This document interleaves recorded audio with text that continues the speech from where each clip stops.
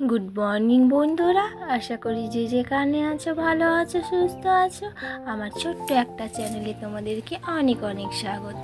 তো চলো, চলে এসেছি আরেকটা নতুন ভিডিওর সাথে। কাজকর্ম তোমাদের সাথে বেশ কিছুটা শেয়ার করা হয়নি। তো চলো, দেখতে পাচ্ছ জল ভরে নিয়েছি, কাপড়গুলো ভিজিয়ে নিলাম। তো দেখতেই পেলে শাশুড়ি মা কিন্তু জল নিতে আসছিল।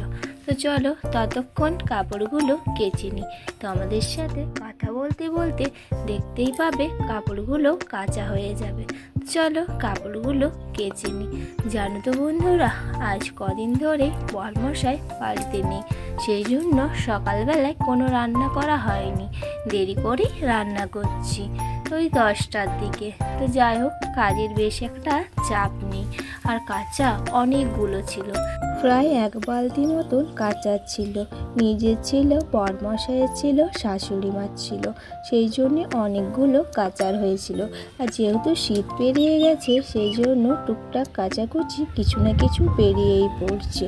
তো চলো কাপড়গুলো কেচে নিই, তারপর ছাদে মেলে আসবো।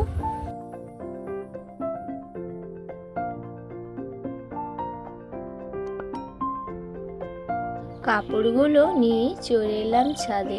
রোদ উঠেছে, সেই জন্য এই ছাদে কিছুটা, ওই ছাদে কিছুটা মিলে দেব। তো যাই হোক, চাদরটা আজ কেচে নিয়েছিলাম, বিছানার চাদরটা কদিন ধরে কাচা হচ্ছিল না। যাই হোক, আজকে চাদরটা কেচে নিলাম, যেহেতু দেখলাম একটু রোদ উঠেছে।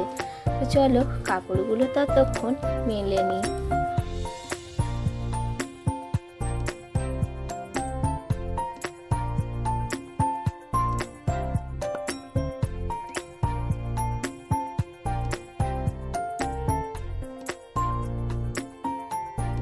সমস্ত কাপড়গুলোই মেলে দিলাম ছাদে, তারপর চলে এলাম চুলোটা নিয়ে। এই দেখতে পাচ্ছ ঘুঁটো দিয়ে আগুন ধরানো হচ্ছে। তো আমার জানোই তো, গরু নেই, গোবর নেই। তো যাই হোক, এইভাবেই কোনো রকম পার করি। চলো কয়লাটাও দিয়ে দিলাম, যেহেতু রান্না 10টার সময় হবে, কাজের কোনো চাপ নেই। এখন অবশ্য 9:30 বেজে গেছে। তো ছোট্ট মতন ওঠান, জানো তো বন্ধুরা, তো সেই জন্য চুলাটা কুলিতে করে দিয়ে আসতে হয়। কয়লার ধুমো না, অনেক ধুমো হয়। তো যাই হোক, কুলিতে চুলোটা নামিয়ে দিলাম। তো চলো বন্ধুরা, স্নান করে চলে এসেছি, চুল এখনও আঁচড়ানো হয়নি। তো চলো জলগুলো নিয়ে নেব, মানে খাবার জলটুকু নিয়ে নিই, ভাতে হাতে জল ভরে নেব। চলে এলাম চুল আঁচড়াতে। জানো তো, চুল যতক্ষণ না আঁচড়ানো হয় ততক্ষণ যেন দেখতেই ভালো লাগে না, সেই জন্য চুলটা আঁচড়ে নেব। চুলটা আঁচড়ানো হয়ে গেলে ভাতের হাঁড়িতে জলও ভরে নেব। খাবার জল 2 কলসি ভরেছি, অবশ্য ফেলাছোড়ার জলও ভরেছি, যেহেতু আমাদের কুয়ো নেই। আছে অবশ্য একটা কুয়ো কুলিতে, তো আর কুলিতে জল আনতে যাওয়া হয় না, সেই জন্য সমস্ত জলেই মানে ছোট ছোট বালতিগুলোতে ভরে রাখা হয়। তো চলো এবার জলটা নিয়ে নেব।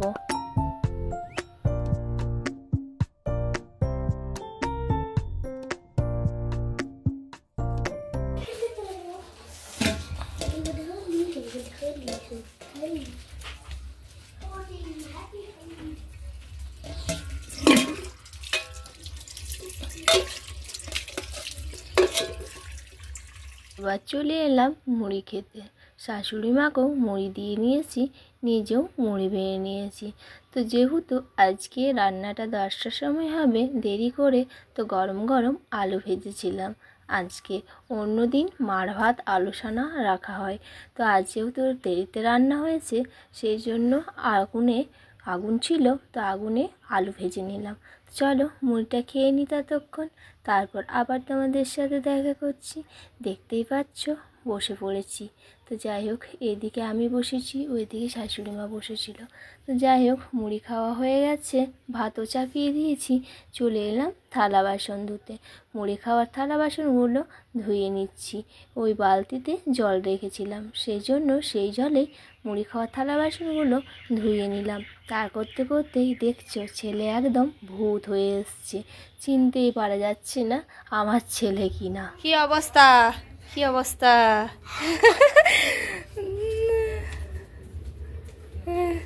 চলো স্নান হবে, স্নান।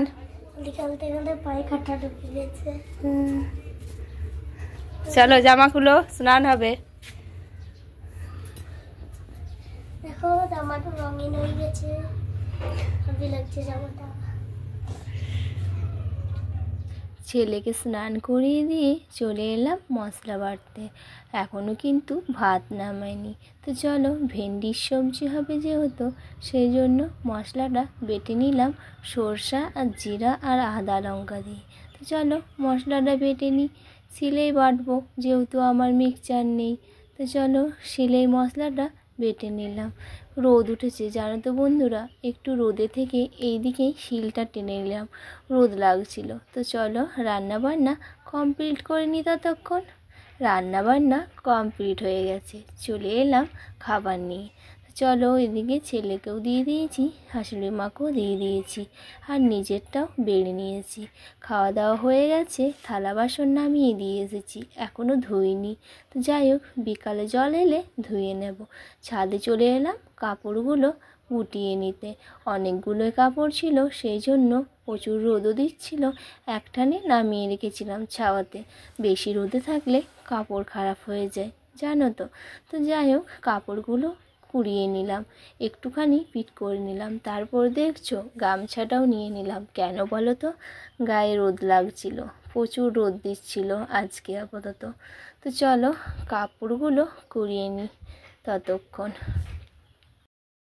দুপুরবেলায় কাপড়গুলো কুড়িয়ে নিয়ে এসে কিছুক্ষণ শুয়ে দিয়েছিলাম, একটুখানি ঘুমিয়েও গিয়েছিলাম। তারপর উঠে জল নিয়েছি, ঘর ঝাড় দিয়েছি, তারপর মাথা আঁচড়েছি। তো যাই হোক, সন্ধ্যাবাতিও দিয়ে নিয়েছিলাম। তারপর তোমাদের সাথে এলাম রাতের খাবার করতে। তো দেখতে পাচ্ছ রুটি করে নিচ্ছি। তো চলো, বেশি কটা রুটি করবো না।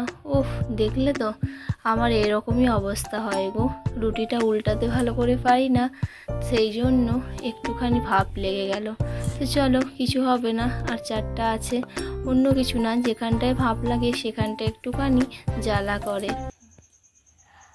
তো চলো বন্ধুরা, রুটিগুলো হয়ে গেছে, আর চারটা আছে, করে নেব। তো দেখতে পেলে একটু ভাপ লেগে গেল। তো যাই হোক, এইভাবে আমার অনেক কিছু লেগে যায়। তো চলো আজ এখানে বিদায় নিলাম। চ্যানেলটাকে সাপোর্ট করো, লাইক করো, কমেন্ট করো। হ্যাপি হোলি।